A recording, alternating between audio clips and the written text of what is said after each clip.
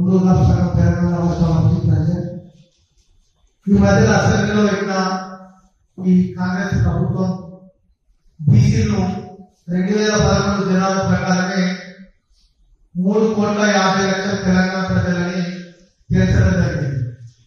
మరి మొన్న voter list ప్రకారం మొన్న జనవరిలో వచ్చిన ఓటర్ లిస్టు ప్రకారం 3,35,00,000 ఓటర్లు తెలంగాణ రాష్ట్రంలో ఉన్నారని కేంద్ర ఎన్నికల కమిషనర్ పెట్టినా కూడా పెడచెవిన పెట్టిన ఈ ప్రభుత్వం కావాలని ఒక పుట్టపూరితంగా బీసీలను తగ్గాలనే ఉద్దేశంతో ఈ రాష్ట్రంలో 4,25,00,000 జనాభా ఉంటే 3,70,00,000 మాత్రమే చూపించి 60,00,000 జనాభాను తక్కువ చూపించి 60,00,000 మంది బీసీలను తక్కువ చూపించడం, ఆ బీసీలలో ఎక్కువ శాతం ఉండే 300 కాపులను దాదాపు పోయిన ప్రభుత్వం చేసిన సకల ఎస్కేట్ ద్వారా చేసిన సకల కుటుంబ సర్వే ప్రకారం అప్పుడు 51.35% వచ్చిన బీసీల సంఖ్యను ఇలా 46% చూపించడం, అప్పుడు 51% ఉన్న మా 3 కాపులు 80%, దాదాపు 80% అంటే 28 లక్షలు ఉన్న 300 కాపులు ఇలా 11,60,000 చూపించారు. ఇది ఒక కుట్రతో కూడిన ప్రభుత్వ గేమ్. ఎట్లా గేమ్ అంటే రాజకీయంగా అగ్రవర్గాలకు పోటీ పడుతున్న బీసీలలో రాజకీయ చైతన్యం ఉన్న కులం ఇలా 300 కాపు కులం.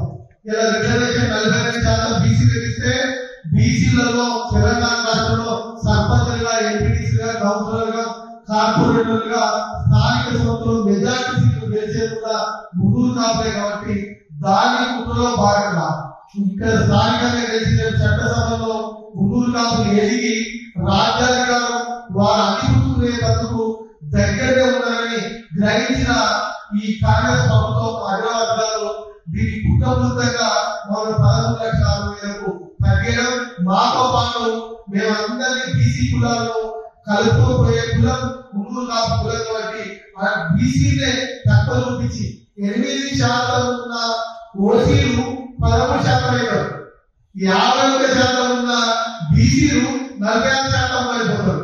అంటే ఓసీలేమో ఎక్కువ మంది చెల్లించిన తెలంగాణ, మరి తెలంగాణ రాష్ట్రంలో బీసీలు మరి తగ్గిపోయారు. అంటే మన కరోనా 2020-21 కరోనా బీసీలో తగ్గిపోయారా? మరి ఆ విధంగా బీసీలను చంపేసింది ప్రభుత్వం. అంటే ఇంత చేస్తున్నా బీసీలు ఏది మోసం చేసినా ఒప్పుకుంటారు కానీ అవమానం చేసి ఒప్పుకోరు. ఇది బీసీలకు 300 కాపులకు జరిగిన అవమానం బట్టి దీనిలో తప్పకుండా పోరాటం గ్రామ స్థాయి, మండల స్థాయి, జిల్లా స్థాయి నుంచి పెద్ద ఎత్తున 300 కాపులు పోరాటం చేస్తారు. మాతో పాటు మిగతా బీసీ జిల్లాలో కూడా కలుపుకొని ఈ ప్రభుత్వంపై ఒత్తిడి తెచ్చి మళ్ళీ రీసర్వే చేసి నిజమైన లిస్టు ఈ 4,25,00,000 పైసలుకుంటే జనాభా మొత్తం తెలవాలి.